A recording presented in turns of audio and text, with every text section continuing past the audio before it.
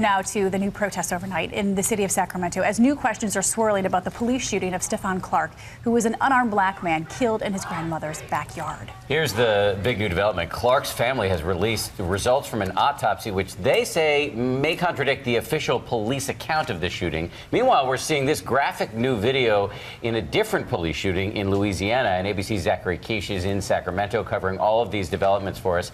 Zachary, good morning to you.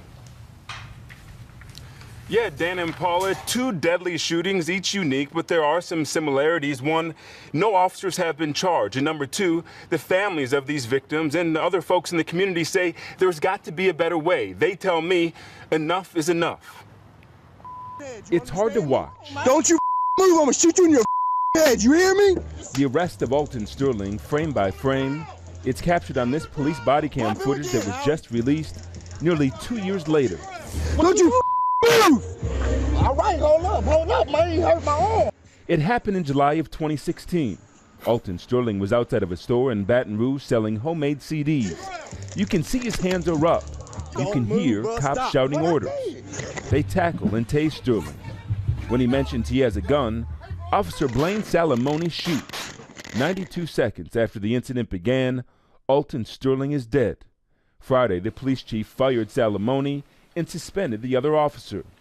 These actions were not minor deviations from policy. The same kind of outrage that took place on the streets of Louisiana after the death of Sterling is playing out right here in Sacramento. Friday, in Sacramento, an independent autopsy commissioned by the family of Stephon Clark revealing the 22-year-old may have been shot 8 times, including several times in his back, a detail that's raising questions about what police say happened. Each one of these bullets independently possessed a fatal capacity. The Sacramento Police Officers Association is defending the actions of officers in this video, seen running after Clark and shooting, calling them justified and saying Clark took a shooting stance and pointed an object at the officers. But there was no gun. Clark was holding a cell phone. The encounter has led to days of protest, even outside of the Sacramento Kings games. The community's response to that incident continuing overnight, a youth healing forum led by faith leaders and the Sacramento Kings focused on action and accountability.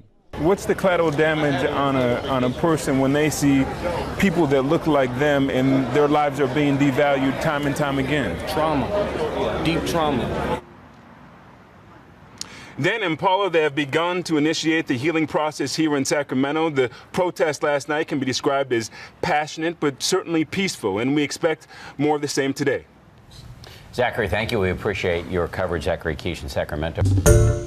Hi, everyone. George Stephanopoulos here. Thanks for checking out the ABC News YouTube channel. If you'd like to get more videos, show highlights, and watch live event coverage, click on the right over here to subscribe to our channel. And don't forget to download the ABC News app for breaking news alerts. Thanks for watching.